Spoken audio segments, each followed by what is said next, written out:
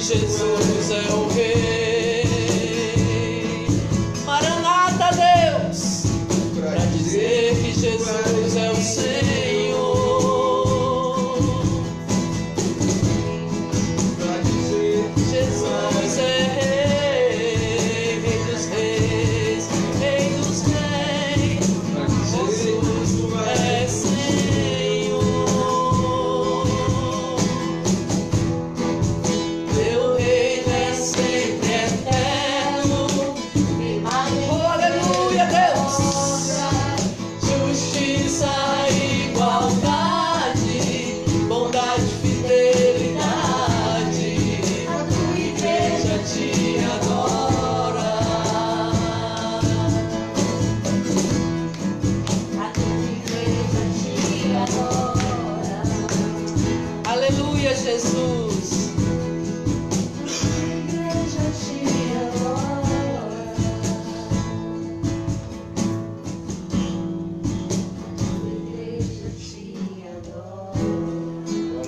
Glória a Jesus.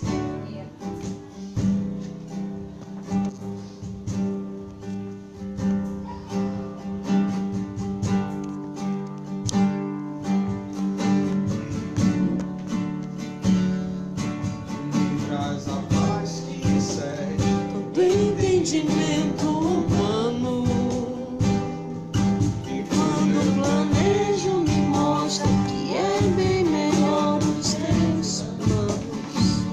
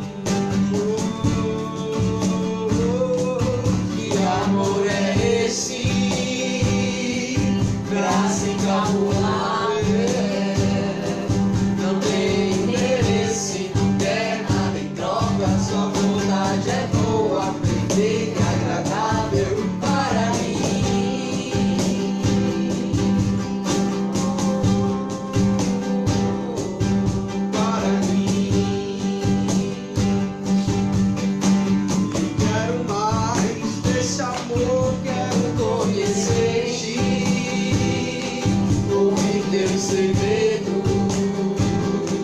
Não importa o preço, eu me lanço inteiro. Sei que nos seus braços existe um espaço para mim. Aleluia.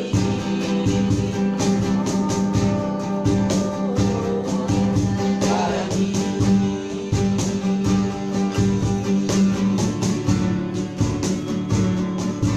Me traz a paz que excede Vem entendimento.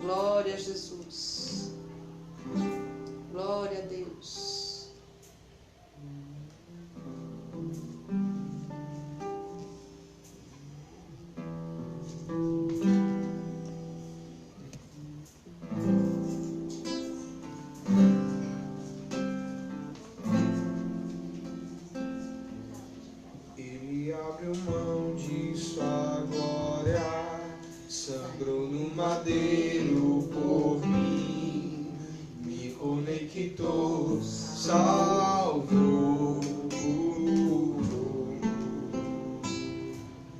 Ele me deu um destino, uma capa e um copo de vinho. Ele me deu um são, cajado e pão, pois um anel em meu dedo me tirou o medo, novas sandálias pra suportar o pedir, pois um anel em meu dedo me tirou o medo, nova sandália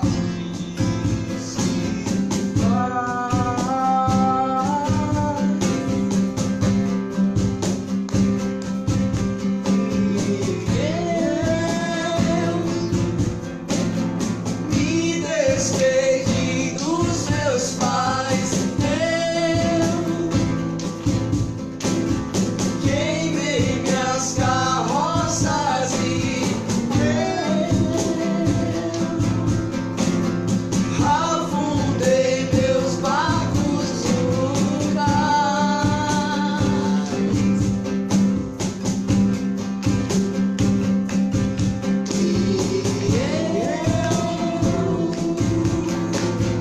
Me despedi dos meus pais, eu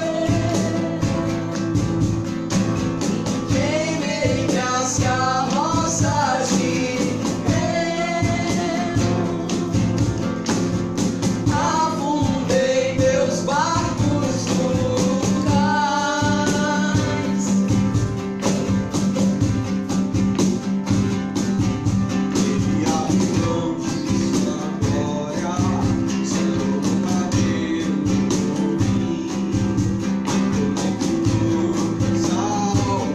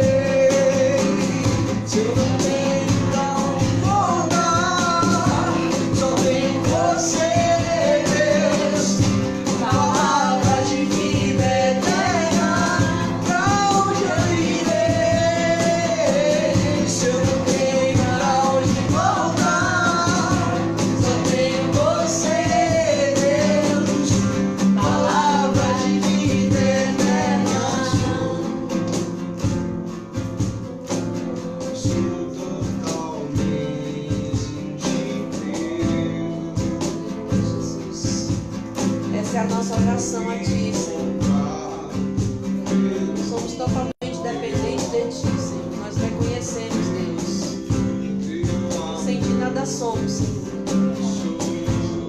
Tu és o Senhor, Pai. Nós somos totalmente dependentes de Ti, Senhor.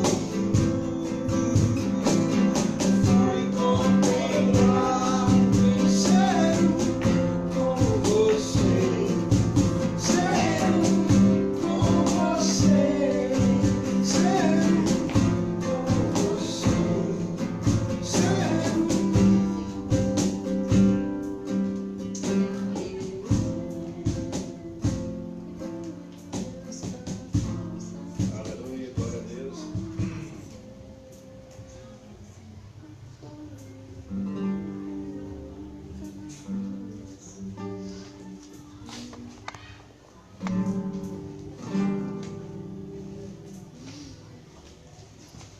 Vamos dar continuidade ao nosso culto,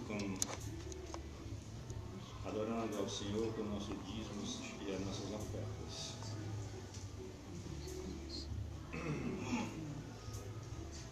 Chama aqui a Solange para orar pelos dízimos e as ofertas. Por favor, Solange. Abençoa tua serva, Senhor. Jesus, venha abençoar, Senhor, as ofertas da gente. Senhor, eu te entrego, Senhor, essa semana, a nossos dízimos, nossas ofertas. Que o Senhor possa vir abençoar, Senhor, cada um daqui. Jesus. Senhor, abençoa nas finanças, abençoa em termos de saúde, abençoa, Senhor, Sim, cada Jesus. família que está aqui. Eu creio, Senhor, tu vai dar, Senhor, o nosso lugar. Eu também creio, Eu creio, Jesus. Senhor, que nossas ofertas, nossos dízimos serão para a tua casa. Sim. Sim. Eu creio, Senhor. Glória a Deus. Glória a Deus. Glória a Deus. Sandra,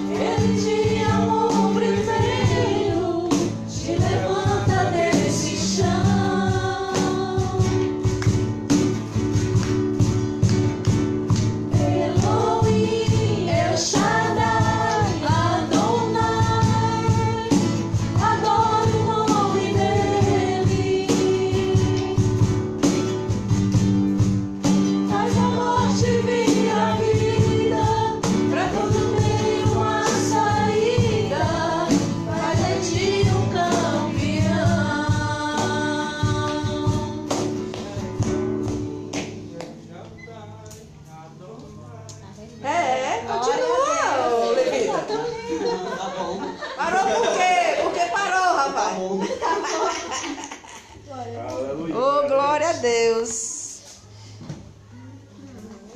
Dando continuidade ao nosso Agora sim, estudo, acende a luz, Iguinho. abençoado, dando graças, Senhor. E agora a pastora Vida vem para nos trazer uma palavra Glória a Deus. abençoada. O Senhor tira essa timidez do Jairo, né? Deus usando o Jairo e o Jairo tímido. Não tinha preparado não. Tímido. Pode vir, Senhor. Só ele tá meio torto aqui. Glória a Deus. Deus, te damos graças, Senhor, pela vida da pastora, Senhor. Por esse vaso, Sim, Senhor, Jesus, com a teu qual, sangue, Senhor, tu Senhor. tem derramado sobre ela, Senhor, a tua unção, Senhor, constantemente, Senhor, diariamente, Sim, Jesus. Senhor. Nós temos sentido, Senhor, a tua presença, Senhor, o teu falar através da boca da tua serva, Senhor. Sim, Que assim Jesus. continua sendo com ela, Que assim Pai. seja, Dando a Senhor. ousadia do teu Santo Espírito, Fala, Senhor, sobre a Deus. vida dela, Pai. Alegra o nosso para coração, a tua igreja, Senhor. Senhor. Sim, Senhor. Se é para nos despertar cada dia mais, usa, Desperta, Senhor, Senhor, a tua igreja, Senhor. Usa teu vaso, Senhor. E usa, com autoridade, Jesus. Senhor, e poder Os e meus graça, lábios, Senhor. Te glorifica, em nome de Deus. Jesus, Senhor. Já louvo e te agradeço. Em nome de Amém. Jesus. Glória a Deus. Glória a Deus. Glória. Rapaz, coloca aí só porque eu não sei de qual a letra. Só esse finzinho aí, ó. Eu pedi pro Jairo cantar esse hino porque ele tem uma afirmação que tem tudo a ver com o que nós vamos meditar hoje à noite, tá certo? E o avião vai pousar. Não é trombeta, não. Ainda não é a hora do arrebatamento, não.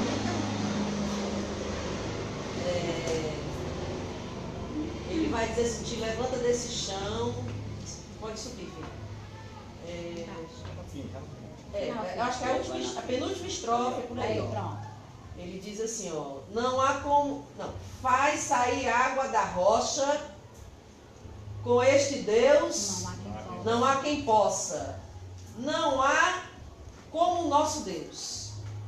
Lá no Egito, trouxe as pragas e humilhou o tal de Faraó. Entregou a Israel, exaltou a Israel e fez, eu tô toda tortinha. Né? Vai saber. Obrigada. Mas a morte vira a vida, para tudo tem uma saída, não há Deus como esse Deus. Faz a morte vir a vida, pra tudo tem uma saída. Não há Deus como esse Deus. Elohim, meu Shaddai, Adonai, eu adoro o nome dele. Ele é verdadeiro, ele te amou primeiro, te levanta desse chão. Pois é, tem muita gente no chão. Pode sentar, fique à vontade. Nós estamos vivendo aqui momentos de bênção, como a Sol orou, crendo, tomando posse das nossas bênçãos. Nosso prédio está chegando, nós estamos trabalhando para isso. Inclusive, quem gosta de feijoada, o que é que tem que fazer domingo? Próximo domingo. Ir para a cozinha? Não. Não é para ir para a cozinha domingo, viu? Você está proibido de ir para a cozinha domingo. Nem comer em restaurante.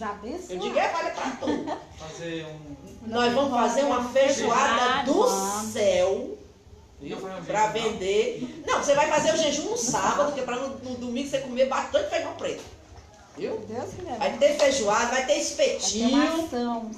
né? Uma farofinha, um pirão de feijão, porque o povo tem mania de fazer feijoada e não para pensar que não tem como pirão de feijão preto, gente. No Rio é comum se fazer, aqui Tutu não. chama tutu, né? Você tem que trabalhar com restaurante, é chique, nosso gerente aí, ó. Fazer propaganda aqui lá no. Se o restaurante tá bem, tu também tá bem, né? Então eu vou fazer propaganda aqui. O cara é lá da La Floresta, né? Então, lá na floresta tem um pirãozinho de feijão preto? Tem. É de Deus ou não é de Deus? Com certeza. Só o filé. Então, domingo, uma grande feijoada em prol dos recursos para o nosso templo. Aleluia. Amém? Amém. Todo mundo comigo? Glória a Deus. Tô toda animada, vou até mandar fazer umas camisetas pra nós, viu, gente? Amanhã eu vou atrás disso, a gente já combinou aqui. Mas vai dar certo.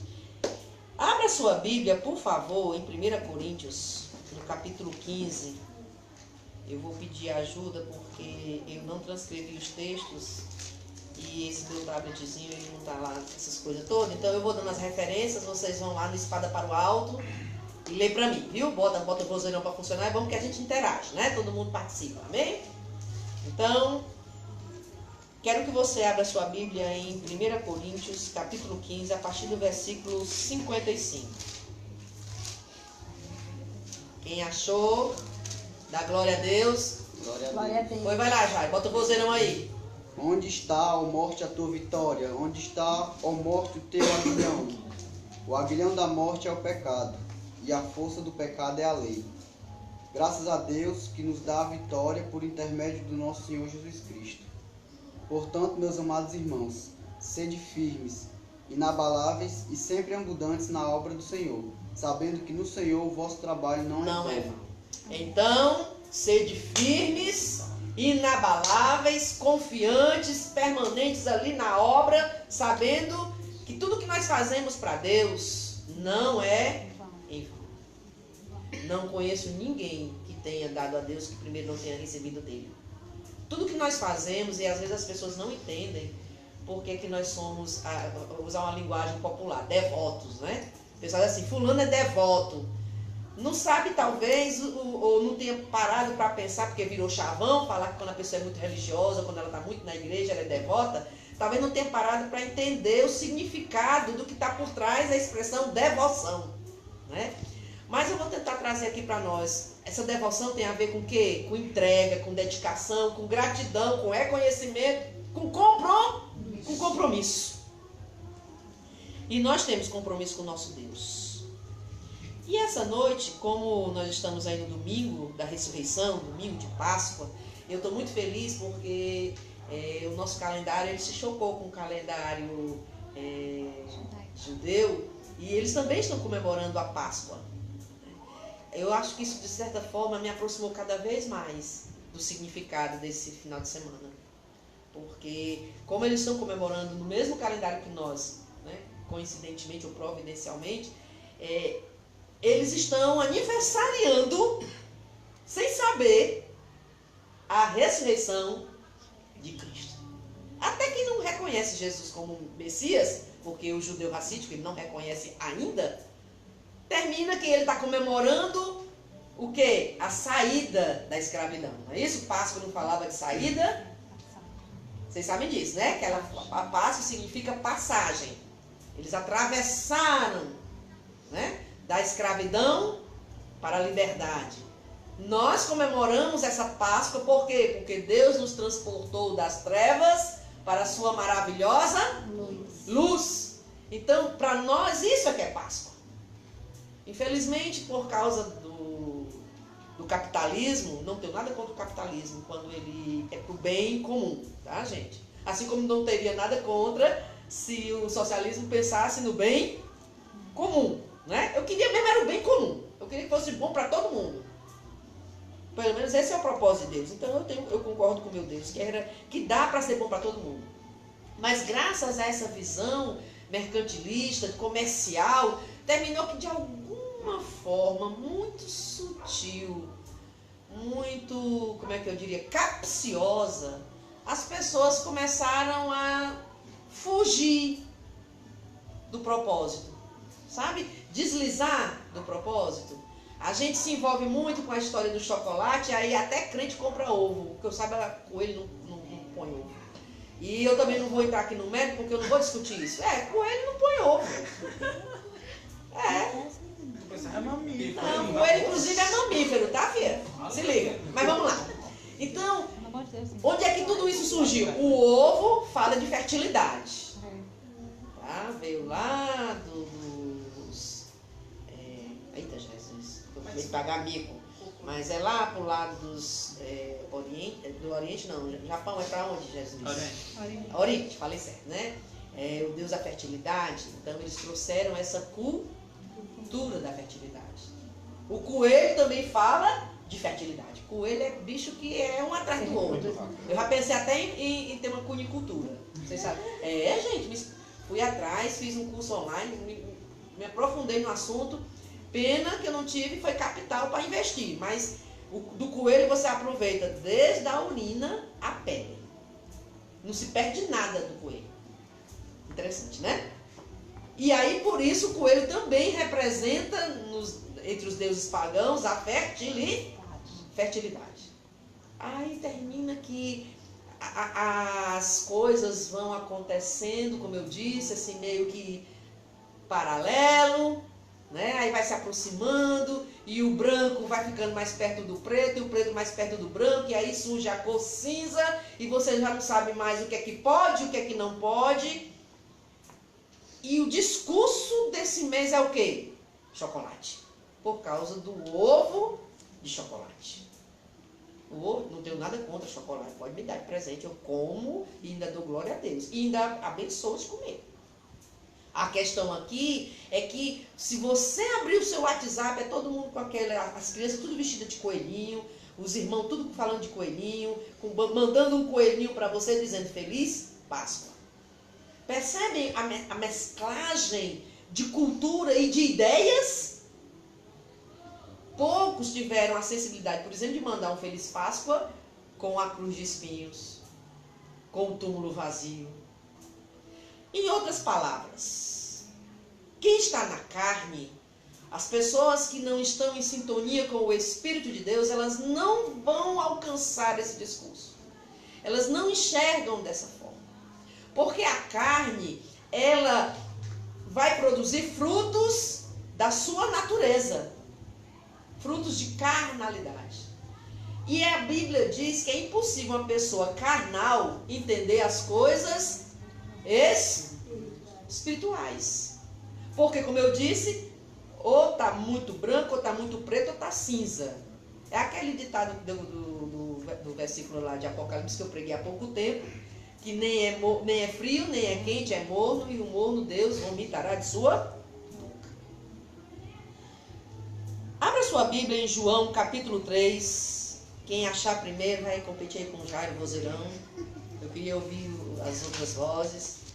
Mas quem achar primeiro, se for o Jairo, eu vou começar a zombar dos outros meninos. Tem gente aí que não está nem abrindo nada aí.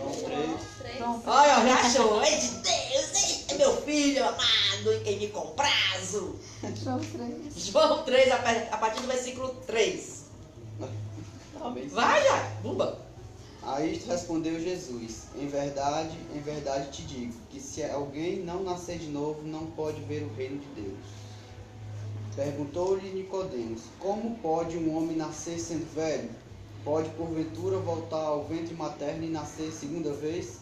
Respondeu Jesus: em verdade te digo, quem não nascer da água e do Espírito não pode entrar no reino de Deus. O que é nascido da carne é carne, o que é nascido do Espírito é Espírito. Não te admires de eu te dizer: importai-vos nascer de novo. O vento sopra onde quer, ouves a sua voz, mas não sabes de onde vem, nem para onde vai. Assim é todo o que é nascido do Espírito. Aleluia. Então lhe perguntou Nicodemos: como pode suceder isto? Acudiu Jesus: tu és mestre em Israel e não compreendes estas coisas?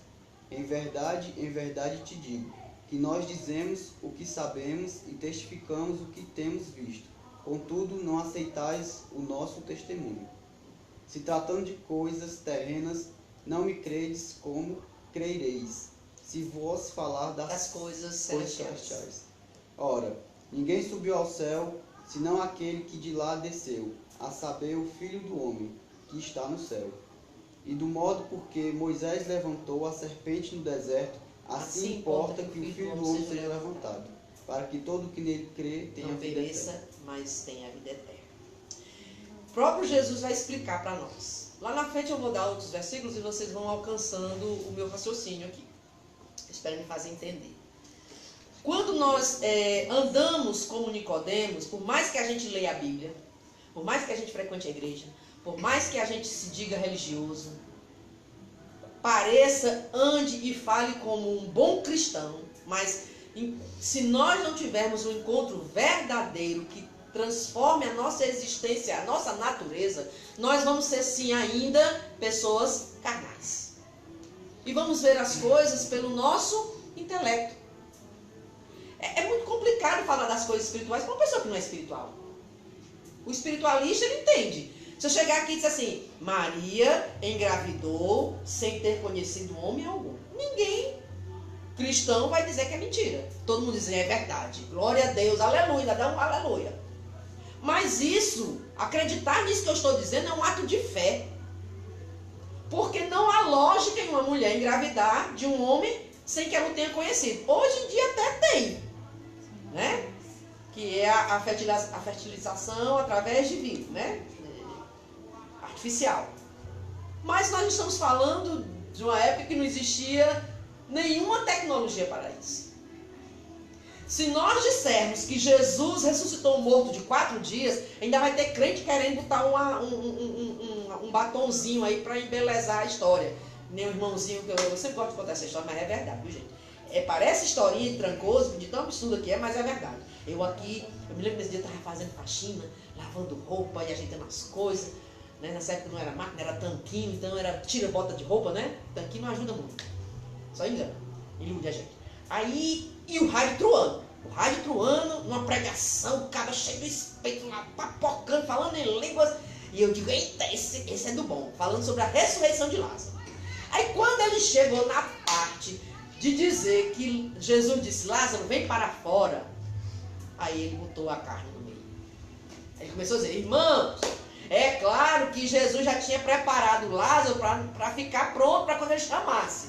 Porque se não fosse assim, né? Como é que ele ia ressuscitar? Porque não estava tudo apodrecido e tal, então não apodreceu nada, ele estava todo pronto, esperando. É como se ele tivesse congelado. Aí eu digo, mas que marmota é essa? Que Bíblia é essa? Essa não é a Bíblia, não. Na Bíblia não tem esse negócio, não. De que Lázaro estava congelado. Pelo contrário. Morto de 4 dias. Se você pesquisar no Google o que é que acontece com o cadáver, ele vai perdendo todo o líquido. Todo o líquido. Eu me lembro que quando meu pai partiu, eu fiz questão de honrá-lo. E quando fomos trocar as roupas dele, colocar a mortalha, né? Que chama, né? Mortalha. Eu fui junto. Né? Porque ele era um servo de Deus e ele já tinha se convertido, era um servo de Deus, e eu queria honrar meu pai. E eu lembro que eu peguei no braço dele, como já fazia um bom pedaço, né? Quando ele liberaram o corpo para a gente arrumar, saía água, Ingrid, do braço dele. Sabe, eu pegava assim, estava toda úmida a pele. Sabe, a pele assim, soltando assim já. Né? Então aquilo, eu nunca esqueci essa sensação. Porque se você pesquisar, não demora muito a começar a perder líquido. Todo o líquido que está no corpo vai embora, gente. Acabou. Acabou. O espírito saiu e virou o quê? Uma casca sem vida. Aí, com 4 dias, ele virou uma pasta. Uma pasta. É terrível, é incrível. Como é rápida essa decomposição. Por quê? Porque a vida que havia no corpo saiu dele. E sem o espírito é barro, gente. É barro.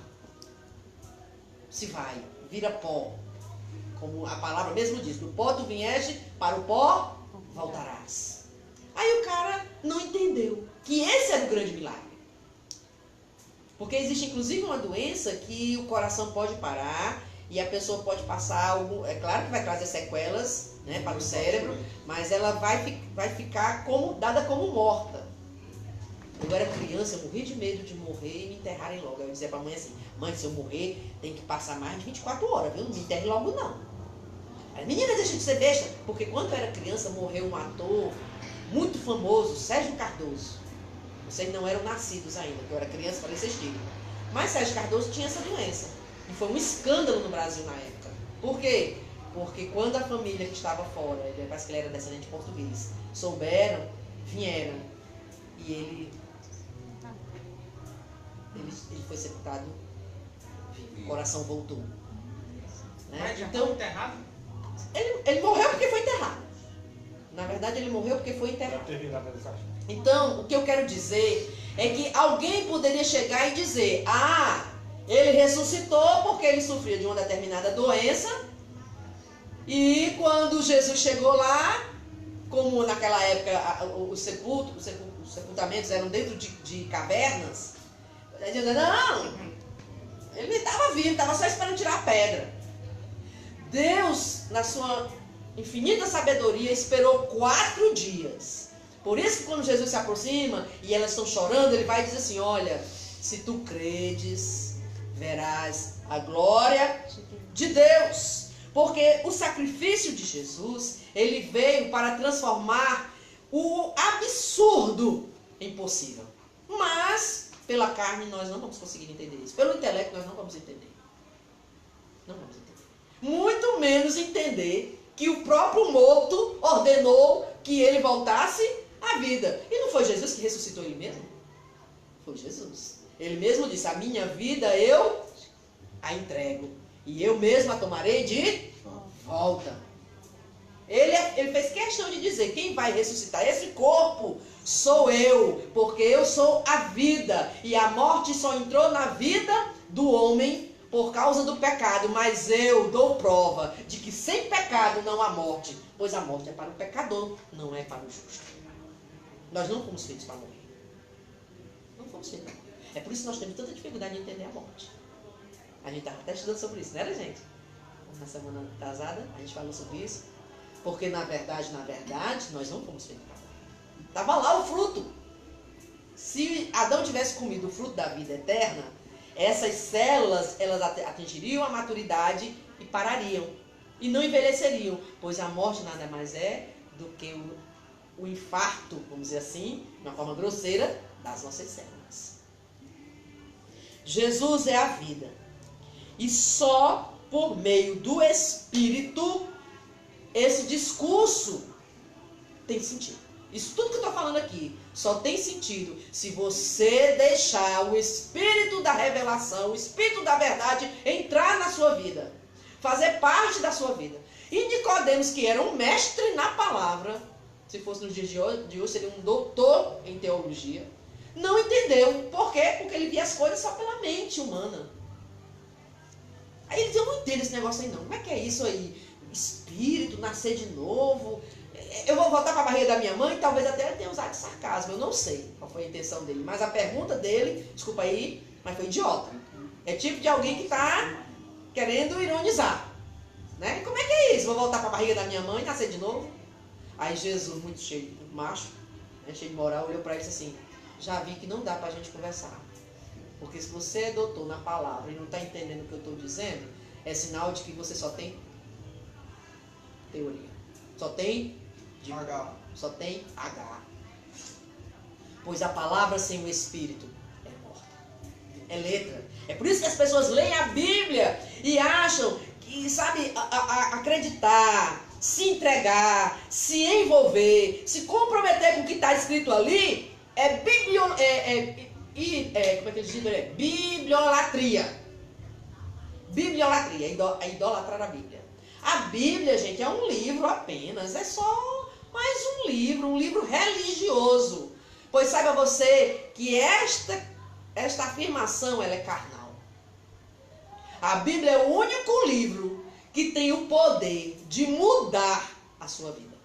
Você pode ler todos os livros de autoajuda que você quiser, tá aqui uma psicóloga, né? O livro de autoajuda pode ajudar você a desenvolver uma área que não está legal, né? Incentivar você, mas ela vai trabalhar aquela área que não está legal.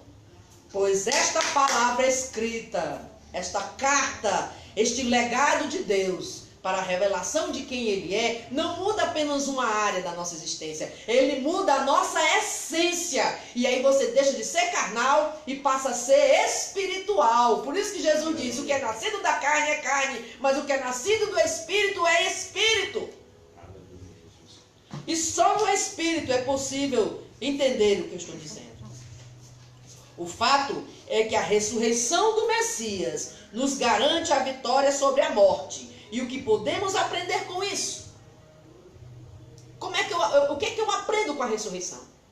Saindo da cultura, saindo da religiosidade, saindo aí da tradição, Páscoa, coelhinho, chocolate. O que é realmente a Páscoa para o cristão? Do que é que a Páscoa fala para nós? O que é que nós entendemos? O que é que nós aprendemos com a história de Jesus? Com o exemplo dele? Qual é o valor real? Qual é o valor real da ressurreição? O que muda em mim com a ressurreição? E a primeira coisa está na frase, eu passei o dia, Deus sussurrando no meu ouvido, vocês acreditam? Porque é assim, tragada foi a morte pela vitória. Sabe como é que Deus dizia no meu ouvido? O dia todinho, gente.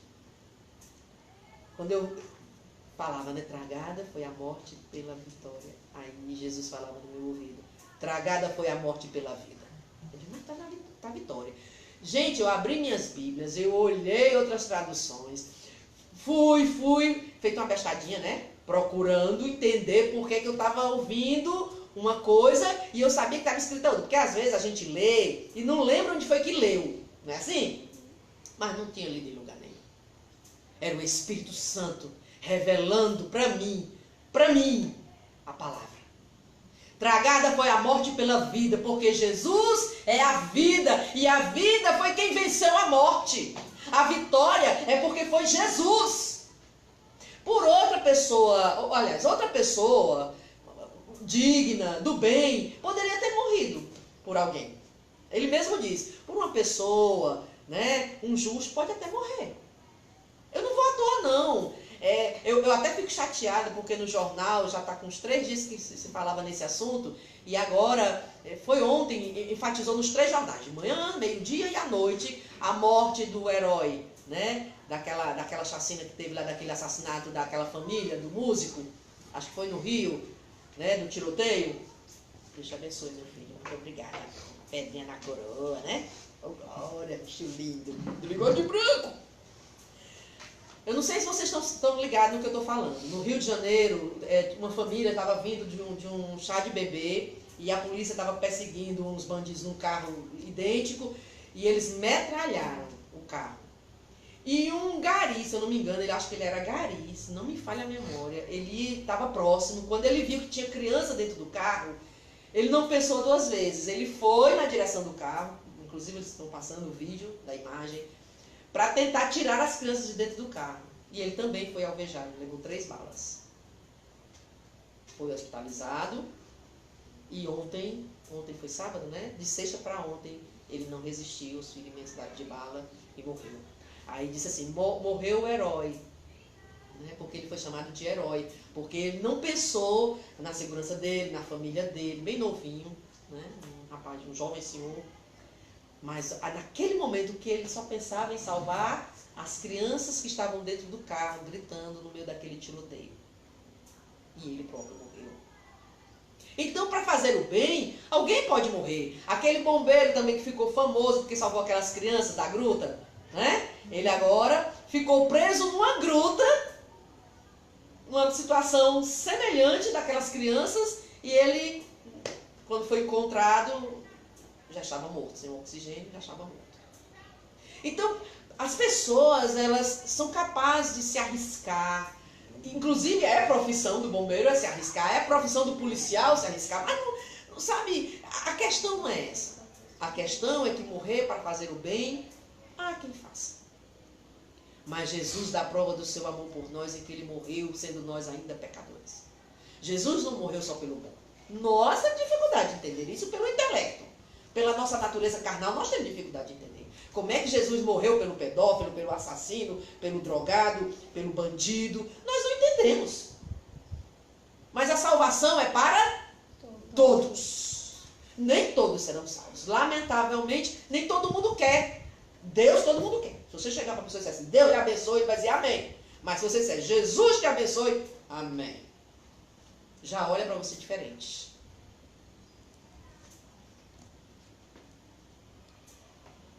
De fato, foi a vida quem venceu a morte. O sacrifício perfeito de Jesus nos dá vitória sobre o nosso maior inimigo. O nosso maior inimigo não é Satanás. A gente bota a culpa em tudo no diabo, né? Diz tudo, foi o diabo. Foi um demônio. Está endemoniado. Está opresso. Está não sei o quê. Mas, por incrível que pareça, o maior inimigo que nós enfrentamos é a morte. É a morte. Quem aqui vence a morte? Quem aqui já morreu e voltou? Para dizer, eu voltei porque eu disse que não queria morrer e voltei. Não há.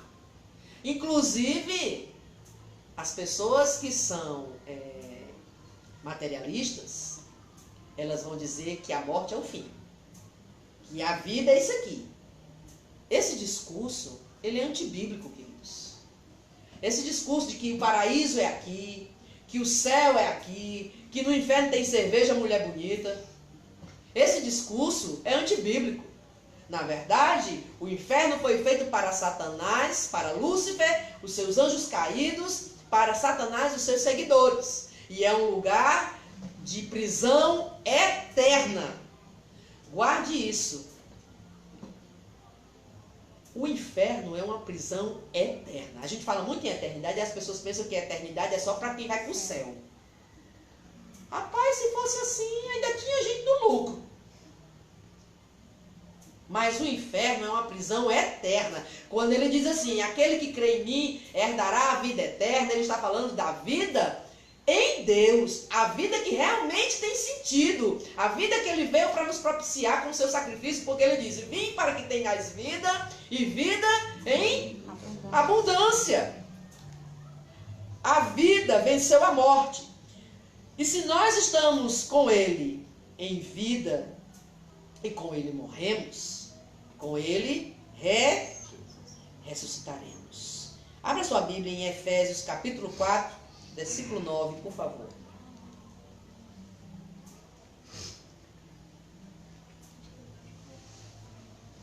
Efésios 4, versículo 9. Enquanto você acha aí, Efésios está ali pertinho de Gálatas. Achou, Sandra? Amém. Achou, Alves? Bumba! Solta aí o vozeirão. Ora, isto ele subiu, que é, senão que também desceu às partes mais baixas da terra. Aquele que desceu é também o mesmo que subiu, muito acima de todos os céus, para cumprir todas as coisas. Alguém tem uma versão diferente da do Alves, que fala sobre extremidades da terra? É 4 do 9? 4, 9. Ora, que quer dizer subiu, senão que também havia descido até as regiões inferiores da terra. Pronto. Vai, Sandra. Ora, isto, ele subiu, que é, senão que também antes tinha descido às partes mais baixas da terra. As profundezas, as partes mais baixas da terra. Há uma discussão aí sobre o proclamar da vitória, né? Porque o nosso português não ajuda muito, e lá vai dizer que Jesus foi pregar, né? Mas Jesus não foi pregar, Jesus foi anunciar a sua vitória. Jesus foi anunciar a sua vitória. Tragada foi a morte pela vitória. Onde está, ó morte, a tua vitória? Onde está, ó morte, os teus aguilhões? Ele ressuscitou. Ele venceu a morte. Ele venceu esta prisão. E porque ele venceu a morte e nós vivemos por ele, com ele e para ele, nós também venceremos. Romanos 6, do 8 e 9, por favor. Romanos 6, 8 e 9. Ora, se já morremos com Cristo, cremos que também com ele viveremos. Sabedores de que, havendo Cristo ressuscitado dentre os mortos, já não morre, a morte já não tem domínio sobre ele. Se eu vivo com ele eu morro, com ele eu ressuscitarei. Eu ressuscitarei. A morte não tem mais poder sobre mim. A morte não tem poder sobre mim. Aí você vai dizer, mas Guida, então por que ainda tem gente morrendo? Porque nós confundimos a morte com a nossa libertação. A gente tem um apego às pessoas pela convivência, pela nossa afetividade, e aí nós que não fomos feitos para morrer, não entendemos o significado dessa separação. Todos nós aqui já perdemos um ente querido. Eu já perdi 2 irmãs, já perdi um pai, já perdi amigos, já perdi um pastor que era como um irmão, né? Foi um ano atrasado, já está bem pertinho de fazer 2 anos, né? O pastor Massal foi. Ele era praticamente meu filho na fé. Eu vi ele deslanchar, se desenvolver. Ele tinha aceitado Jesus fazia pouco tempo quando eu o conheci. E quando ele partiu, ele era pastor de uma igreja amorosa, linda, linda igreja. Então, assim, todos nós já sentimos a dor da perda. E o que nos incomoda, na verdade, é essa dor da ausência. Mas para quem partiu, se partiu no Senhor, está lá, esperando por nós, para junto nós adorarmos ao Senhor. Nós não entendemos essa separação, porque ela dói, é verdade, é fato. Seria até cruel julgar alguém por sentir saudade. É cruel. Mas nós vivemos na esperança de que, porque andamos com Ele, pelo poder do sacrifício dele, nós também vamos ressuscitar e vamos nos encontrar. Vamos nos reconhecer. Eu creio. Vamos estar juntos, felizes. E o bom disso é que ninguém chega primeiro, não tem fila não. Outro dia uma pessoa estava dizendo, mas Kida, como é isso? A pessoa morre, diz que é como se fosse um sono, é um abrir e fechar de olhos. Digo, rapaz, o problema de vocês é porque vocês querem botar relógio onde não existe tempo. A gente não entende que Deus é atemporal, o tempo é para nós aqui. Quando nós saímos dessa prisão e fomos para casa, não haverá mais tempo. Então não existe um antes e um depois, só existirá o durante. Aleluia. Sabe? Aí vai acabar toda a dor, vai acabar a saudade, vai acabar a tristeza. Jesus diz assim, olha, lá não haverá morte, nem pranto, nem dor. Porque eu mesmo enxugarei dos vossos olhos toda lágrima. Na verdade, precisamos crer que porque Jesus ressuscitou, nós temos uma vida diferente. A ressurreição do Messias nos garante a vitória sobre a morte. E mais que isso, uma nova perspectiva de vida. A morte de Jesus traz para o cristão uma nova perspectiva de vida. Eu acho interessante quando Paulo diz assim, quem me livrará da morte desse corpo? Quem me livrará? Como é que pode? Eu quero fazer o bem, mas o bem que eu quero fazer eu não consigo, e o mal que eu aborreço eu pratico. Como é que eu vou viver assim, nesse dilema? Para que eu fui saber o que era certo e errado? Eu conheço gente que diz assim, eu não leio a Bíblia para não saber o que é errado, porque eu estou fazendo, aí se eu souber o que é errado, eu não vou mais poder fazer, então eu não leio a Bíblia. Mas a própria palavra diz que aquele que não for julgado pela lei, será julgado pela lei da consciência, porque no fundo todo mundo sabe o que é certo e errado, gente. Todo mundo sabe.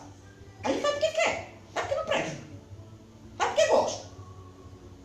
Esse negócio de, eu não sabia, mentira. Eu menti para me defender. Não, você mentiu porque você não queria pagar o preço. Na verdade, você está traindo antes a você do que ao outro. Porque se você mentiu, é porque você ainda não amadureceu o suficiente para ser macho o suficiente para arcar com as suas consequências. Fez, está feito. Lamente, se arrependa, peça perdão. Recomece. Mas não cometa um outro erro. É por isso que a Bíblia diz que o pecado é assim na vida da gente. É um abismo que gera outro abismo. Pois eu tenho uma notícia boa para você. A ressurreição de Jesus, a nossa Páscoa, a nossa verdadeira Páscoa, traz uma nova perspectiva de vida. Muda. Lhe dá uma coragem que você não tinha. Lhe dá uma consciência que você não tinha. Porque antes você era escravo do pecado. Agora você vive em novidade de vida. É possível fazer certo. A gente só não quer pagar o preço. Mas é possível fazer a coisa certa, meu filho. É possível ser fiel à mulher. É possível ser fiel ao seu marido. É possível pagar seus impostos e andar em integridade de vida. É possível. Só, se é possível viver com salário mínimo. É possível com salário mínimo num país como o nosso. Por que não é possível ser honesto? O rapaz estava limpando aqui o condomínio, o senhor, não sério. Ele chegou para mim e disse, pastor, eu estava ouvindo aqui o programa no rádio. Me diga aí, ele é bem perto de mim. Aí ele disse, me diga aí, se fosse a senhora que tivesse, não sei aonde, lá no lugar que o cara estava, né? Que ele estava escutando o programa. E tivesse achado uma mala de dinheiro, uma mala cheia de dinheiro.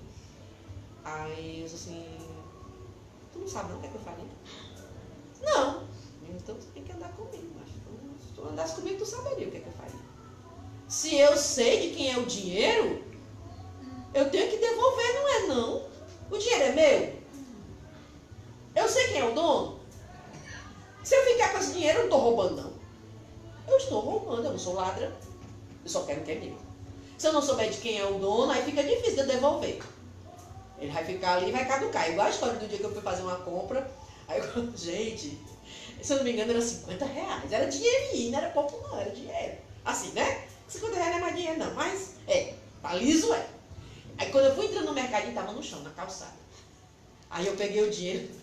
Aí fiquei com o dinheiro na mão. Vale, Jesus, de quem é? De quem é? Desse jeito. Eu digo isso para a honra e glória do Senhor. Eu fiquei tão assim, eu não estava pensando no valor daquela nota.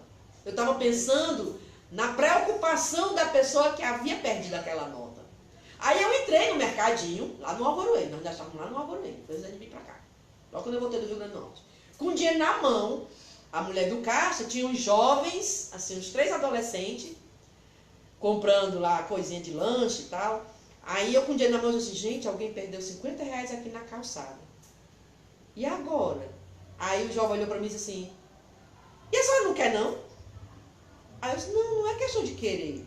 É que eu não sei de quem é. A senhora não sabe de quem é da senhora. Mas ele disse assim, então sabe, de um jeito tão... A senhora não sabe de quem é da senhora. Se a senhora não quiser, eu quero. Aí eu comecei a rir. Não é inocência ou é inocência, da minha falta de malícia. Porque é verdade, né? Não tinha o nome do dono na nota. Estava no chão, no meio da rua, na calçada. É diferente de você estar sentado aí, se levantar e a sua carteira cair, e eu ver que é sua carteira, olhar para um lado, olhar para o outro e botar a carteira no meu bolso. Isso é roubo. É desonestidade. Não prospera. Não é à toa que tem tanto rico por aí infeliz. Tanto dinheiro infeliz. Porque não prospera. A verdadeira prosperidade está na alma. Está em você deitar sua cabeça no travesseiro e ter paz. Essa é a verdadeira riqueza, meu filho. O resto é o trabalho consegue. A gente consegue com um trabalho digno. Com um trabalho honesto. Casa, moradia. Olha que minha casinha é minha, viu, gente? É minha. É bênção. Trabalho honesto. Consegue. Para o mesmo lugar que vai a Hilux do Alto, vai meu jumentinho. É bem teco-teco, mas vai. E às vezes ainda fico na frente, que é para ele não acelerar. Vai. E eu ainda vou cantando. Quem anda comigo sabe que eu ligo o som e fico louvando. Parece que eu estou andando no carro com ar-condicionado, né, dona Sandra? A Sandra, vai, minha querida, não tem ar-condicionado não. Tem não, mas tem louvor. Taquei louvor no pé do vidão. A verdadeira riqueza é a paz, mas você só entende isso por causa da ressurreição. Porque Jesus ressuscitou e trouxe para nós de herança o Espírito da verdade. Mude a sua forma de pensar. Deixe Deus transformar a sua vida pela renovação da sua mente. O sacrifício de Jesus muda a perspectiva. Abra a sua Bíblia no livro de Jó, capítulo 12, versículo 22. E aí já deixa no gatilho Gálatas. Gálatas, capítulo 5. Alguém já deixa aí em Gálatas, capítulo 5. E alguém abra em Jó, capítulo 12. É só um versículo, versículo 22.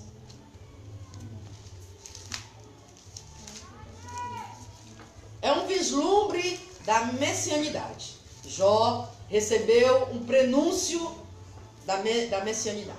Deus estava falando com Jó, e aí ele vai falar sobre o que é que Jesus faz na vida da gente. Jó 12, 22. Pode ler. Das trevas. Das trevas descobre coisas profundas e traz para a luz a sombra da morte. Das trevas, ele faz o quê? Ele descobre as coisas profundas e faz emergir o que está oculto na sombra da morte. Em outras palavras, Deus quer mudar a sua forma de ser, a sua forma de pensar. Sua forma de pensar, Deus quer mudar. Deus quer abrir o seu entendimento. Deus quer trazer novidades para você. Deixa Deus fazer parte da sua vida.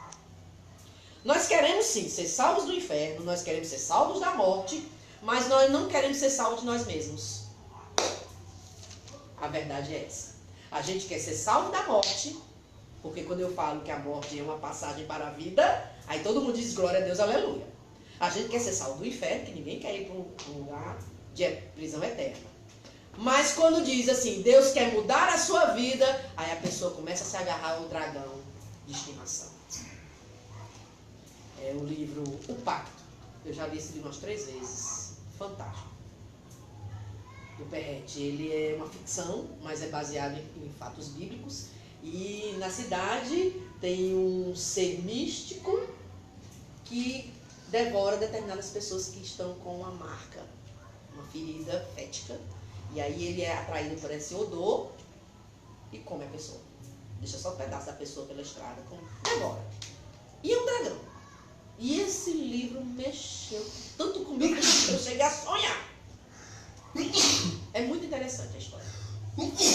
E a cena que eu queria compartilhar com vocês do livro é a cena em que o cientista, que está tentando descobrir que ser místico é esse, porque na cabeça dele é um dragão de Komodo que sofreu algum tipo de radiação e cresceu.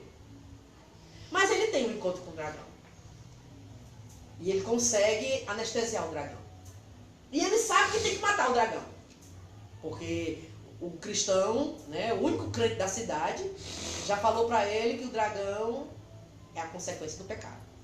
O dragão veio por causa do pecado. Aí ele já está com a ferida.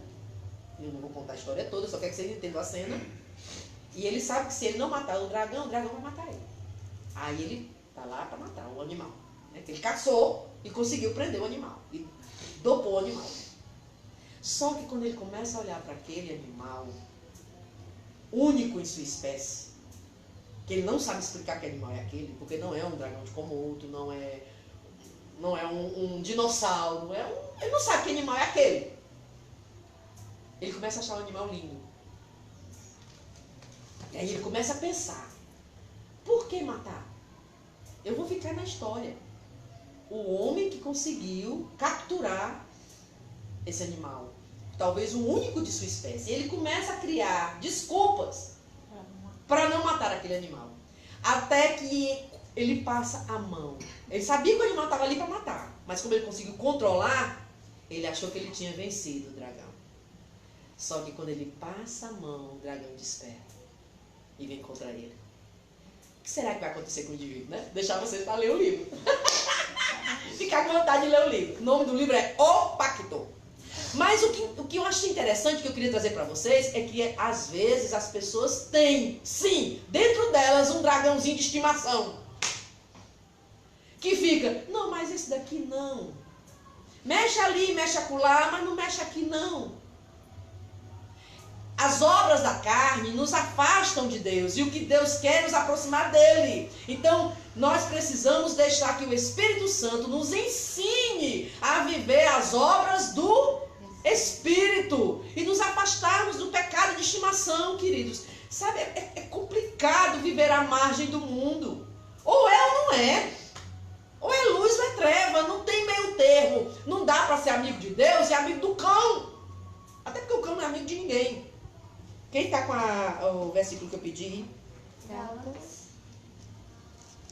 Porque o meu tablet está todo tempo vibrando, e quando ele vibra, ele sai do lugar. Gálatas capítulo 5, a partir do 16. Eu já estou concluindo, queridos. Digo, porém, andai no Espírito e jamais satisfareis a concupiscência da carne. Porque Pode ler bem devagar e bem alto para ficar bem audível. Porque a carne milita contra o Espírito, e o Espírito contra a carne, porque são opostos entre si, para que não façais o que porventura seja do vosso querer. Mas se sois guiados pelo Espírito, não estáis sob a lei. Ora, as obras da carne são conhecidas, são prostituição, impureza, lascívia, impureza, lascívia, idolatria, feitiçaria. Idolatria? Quer dizer que idolatria é obra da carne? Mas não tem gente que é idólatra? Não tem gente que usa amuleto? Usa até a Bíblia de amuleto, né? Abre a Bíblia e deixa lá em cima da mesa. Idolatria. As pessoas pensam que idolatria é só os ídolos pagãos, como... Ai, não, mas não pode falar das religiões, né? Se eu falar de Buda, aí eu estou indo contra a religião budista. Mas Buda não é um ídolo? E adorar um ídolo é o quê? É pecado. Idolatria. Idolatria. Então tem alguma coisa errada com essa Bíblia? Ou então tem alguma coisa errada com o entendimento das obras da carne, do intelecto. Porque para as pessoas ter uma imagem de escultura na sua casa não é pecado. Mas aí está dizendo que é. Com todo respeito, eu não posso deixar de falar porque o profeta paga o preço, né? Mas longe não. As nossas raízes religiosas no Brasil são quais? Quem foi que nos colonizou? Foram os portugueses. Os portugueses são católicos até a raiz do dente. Então, as imagens de escultura que nós temos como referência aos santos, que eram realmente santos. Eram realmente santos. Eram homens e mulheres de Deus, que faziam obras que muitos de nós não têm coragem de fazer. Muita gente fez coisas por amor ao reino de Deus, que muito cristão, que se diz não idólatra, por se adorar, não seria capaz de fazer. Então a idolatria não é só o ídolo. Mas eu vou usar o ídolo como exemplo para vocês entenderem. Jesus não era louro do olho azul. Jesus não era louro do olho azul, porque Jesus não era filho do lourão. Jesus era filho do Espírito de Deus. Jesus é filho de Deus. E Jesus era judeu. Jesus não era nazireu. Jesus não era nazireu. Jesus bebeu vinho. Jesus tocou em morto. E se ele fosse nazireu, ele teria pecado. Porque o nazireu nem podia beber vinho, nem podia tocar em cadáver. Então Jesus não era cabeludo. Jesus não era cabeludo. Jesus era judeu. Era provável que ele tivesse aquela tripinha aqui. Porque o judeu, que era racídico, e Jesus era racídico, porque ele era descendente de Davi, era raça pura, filho de judeu e filho de judia. Então, talvez ele tivesse aquelas tripinhas aqui, eu não sei. A Bíblia não narra, mas diz que ele cumpriu com toda a lei. Se ele cumpriu com toda a lei, ele cortava o cabelo do jeito certo. Porque era lei. Naquela época tinha que cortar o cabelo bem curtinho e deixar o canto para não parecer com o mundo, com o povo do mundo. Mas Jesus não era nazireu, então ele não podia ser cabeludo. Se você pensar que Jesus era nazireu para justificar o cabelo louro e grande, você está dizendo que Jesus pecou. Porque o nazireu não podia beber vinho, nem podia tocar em cadáver. Então, o problema não é amar Jesus, não é amar Maria. Maria, quem me dera chegar aos pés do caráter, do temor de Deus, da obediência de Maria, mulher bem-aventurada, que serviu ao propósito de Deus sem recalcitrar.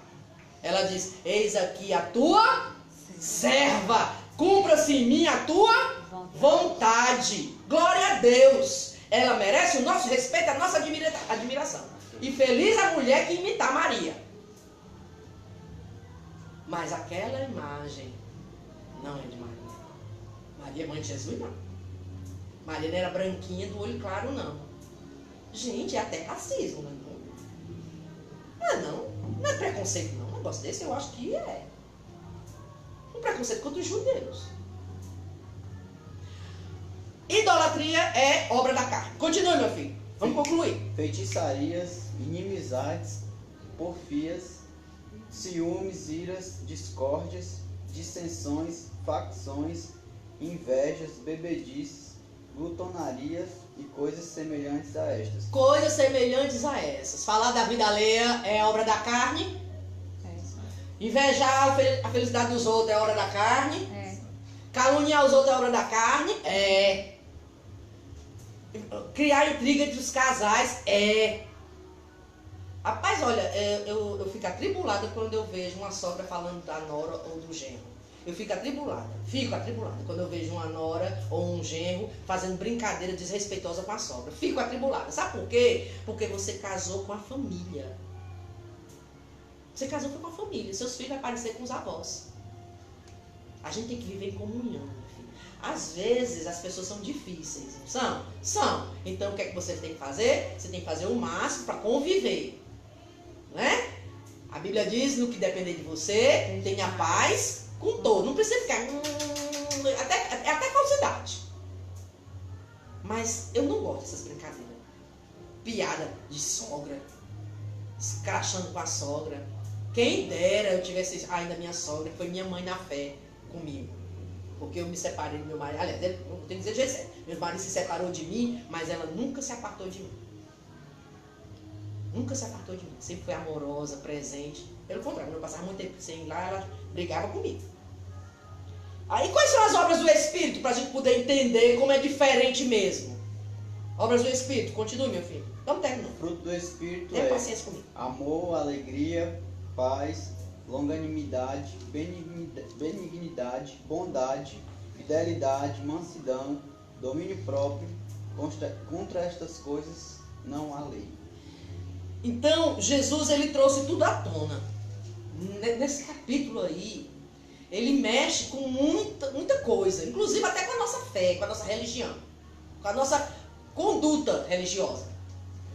Mas ele traz tudo para cá, ó. Para quê? Para lhe revelar a verdade, como você deve proceder. O que é lícito é lícito, o que não é, por que você tem que fazer se não é lícito? Por que você tem que ir que nem uma formiguinha atrás? Deus não te fez para ser cauda, Deus te fez para ser cabeça. Errado é errado, diga com amor. Igual a história lá do telefone, vocês riram, mas é verdade, essa história é verdade. A mãe quase bateu em mim. É verdade, lembra da história do telefone? Que ela, diga que eu não estou. Eu digo, não menti não. E ela ficou com raiva, e queria que eu mentisse por ela. Na empresa que eu trabalhava lá, a secretária veio com esse papo pro meu lado. Mandou eu ligar para uma empresa, aí disse, diga que é a mãe dele. Aí eu, mas eu não sou. Tá ruim você trabalhar aqui. Eu digo, tá certo. Tá ruim mesmo.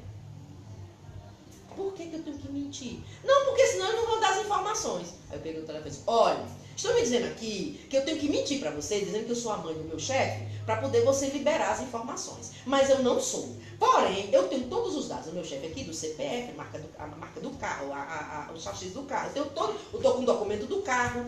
Como é que a gente faz para você entender que eu preciso da segunda via? E eu não vou mentir para conseguir, porque não é lícito? Não, a senhora tem como mandar para mim por e-mail, não sei o que lá, ou era por WhatsApp, um negócio assim. Tenho, eu só quero a fatura para pagar. É para pagar. Quando é para pagar não é fácil? A mulher mandou. Mandou. A segunda via. Eu sei que eles fazem isso para proteger, porque eles têm os dados. Mas eu não já estava dando os dados no telefone? Eu não mostrei que eu sabia quais eram os dados? O que eu quero dizer é que você não precisa fazer errado, porque todo mundo faz. Meta a cara. Seja diferente, seja ousado. Seja correto. Seja correto. E deixe que Deus se responsabiliza. Pois saiba que a ressurreição de Cristo veio para lhe libertar até de você mesmo. Porque a nossa tendência é querer desviar, dar um jeitinho. Ele nos transportou dessas trevas que ele mostrou para a sua maravilhosa luz. Precisamos entender que sem santidade é impossível agradar a Deus. Somos convidados a andar com Deus. Há uma bodas para nós. Há uma festa esperando por nós. Já pensou você chegar lá na porta e ficar do lado de fora? Mas é possível. É possível. Por isso que o texto que nós lemos hoje, que é o texto base, na nossa reflexão, ele vai dizer, sedes perseverantes até o fim, sabendo que as vossas obras, sendo para o reino, não serão em vão. O último versículo da noite que eu deixo para você, não precisa nem você ler, porque ele é muito conhecido, está lá em Mateus, do capítulo 22, do 11 ao 14. Jesus diz que o reino de Deus é semelhante à festa de casamento. E ele ofereceu aos seus convidados a oportunidade de ir para essa festa. Naquela época, pela cultura, as cores representavam as famílias. Então, era de praxe que os convidados que não eram dignos, ou seja, que não tinham recursos, quando eles iam para a festa, eles recebiam uma roupa, uma manta, alguma coisa que representava a família que eles estavam honrando. Então, o que aconteceu? Ele chamou seus convidados honrosos e eles não quiseram ir. Estavam muito ocupados, menosprezaram a festa. Aí eles, mas como é que pode? A festa está toda pronta. Pode fazer o seguinte, sai por aí dizendo que quem quiser vir comer tem boia. A boia está aí franca, para quem quiser. Menina, aí começou a chegar gente. Boia franca. Festa de casamento que durava às vezes até um mês. Bebida e comida de graça. E comida de gente rica. Tu é doido? Encheu, né? Aí os servos foram lá e levaram as roupas nobres, para eles se vestirem adequadamente na presença do rei, para ninguém passar vergonha. Só que aí o rei foi passeando, né, e chegou até a ala onde eles estavam se arrumando. E ele viu que tinha um bocado de gente que dizia, eu não quero vestir não, eu quero a comida, mas eu não quero honrar o dono da casa. Aí, quer dizer que você quer meus presentes, mas não quer me honrar? Então por que eu tenho que lhe honrar? Aí ele vai dizer, muitos são chamados, mas poucos são escolhidos. Para entrar na presença do rei tem que estar vestido dignamente. Essa roupa aí, gente, as cores do rei é a santidade. É a santidade. A gente quer Deus, a gente quer as bênçãos, a gente quer o céu, a gente quer tudo. Mas a gente não quer honrar. A gente não quer compromisso. A gente não quer. E a gente que eu estou falando aqui não somos nós que estamos aqui. Você pode até dizer assim, esse discurso é para mim, vida. Esse discurso é para todos nós. Porque tem sempre uma areazinha da gente que a gente não quer que Deus mexa. Não, eu quero Deus, mas se for para mim ser assim... Não, eu quero Deus, mas se for para mim ir... Eu tenho que estar lá, eu tenho que ir, eu tenho que orar, eu tenho que ler a Bíblia. Saiba que sem santidade é impossível agradar a Deus. Pense sobre esse assunto. O desejo de Deus é que todos tenham vida e vida com abundância. O desejo de Deus é que possamos ser livres e ter acesso livre à morada do Senhor. O desejo de Deus é que alcancemos qualidade de vida, sem ameaça da morte, que é a consequência do pecado. O desejo de Deus é que nós vivamos em paz. Esse é o desejo de Deus. Esse é o desejo de Deus. Oxalá que nós não precisemos passar pela morte. Mas uma coisa eu posso lhe dizer. Se Jesus vier antes, que ele vem buscar a sua igreja, nós não vamos passar pela morte. Mas uma coisa eu lhe digo, se você estiver em comunhão com Jesus, nem a morte lhe separará de Deus. Porque se com ele vivemos, com ele morremos, com ele ressuscitaremos. Esse é o valor da ressurreição. Esse é o sentido da Páscoa. É ter vida, é ter paz e é ter a certeza de que vamos morar no céu. Amém? Glória a Deus. Glória a Deus. Fique de pé. Tome posse da bênção. Nós vamos orar. Um beijo no coração. Deus abençoe aí vocês.